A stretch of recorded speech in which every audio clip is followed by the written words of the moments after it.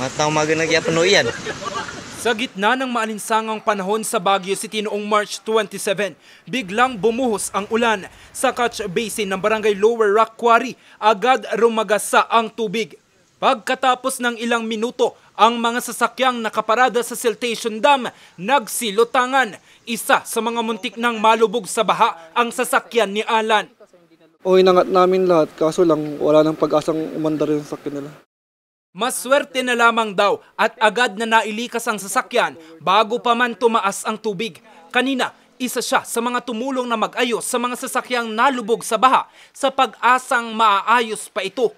Ang mga ito ipinarada muna sa bakanting lote malapit sa siltation dam. Kita pa ang mga naiwang putik sa loob ng sasakyan. Sa tala ng CDRRMO, mula sa 15 nakapark na sasakyan, 11 sa mga ito ang direktang nalubog sa baha. Yung iba naman po, sira na po talaga may ibang sasakyan. Kaya yung iba naman dito, pinapabuhay naman na nila yung ibang sasakyan. Yung iba lang binenta na, pinaayos yung iba pa. Ayon sa barangay, noong Enero pa nila pinayagan ang pagpaparada ng mga sasakyan sa lugar dahil sa kawalan ng parking area at mga naitatalang paglabag sa anti-road obstruction. Sabi nila kasi araw-araw silang nahuhuli. Ang penalty ng isang hulihan is 500. So imagine 500 in a week na binabayaran nila. So sabi nila kung pwedeng meron kang may-suggest na pag-parkingan namin. Sabi ko, bigyan nyo ako ng time. Mag-conduct ako ng study. And then nakita ko nga na yung road going to our siltation dam, bakante. Since tag-araw naman, sabi ko, meron akong suggestion. Sabi ko, if kung pagbutuhan nyo kung gusto niyo.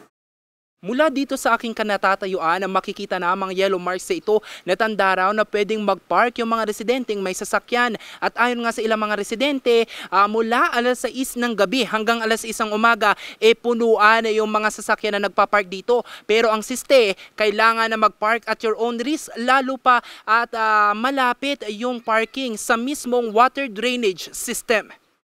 Panatag noong una ang barangay na hindi babahain ang lugar lalo pa at tag-init, pero maging sila nagulat nang tumaas ang level ng tubig dahil sa mga nakabarang mga basura.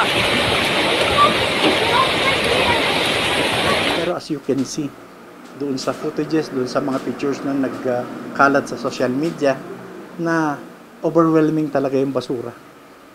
Kung gaano kalaki, kalakas, karami ng volume ng tubig, ganun din karami yung basura natin.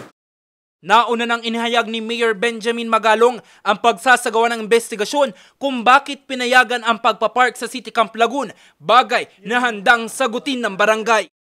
For humanitarian consideration yung ginawa namin. Just, ang sabi ko naman is, it is just a temporary parking.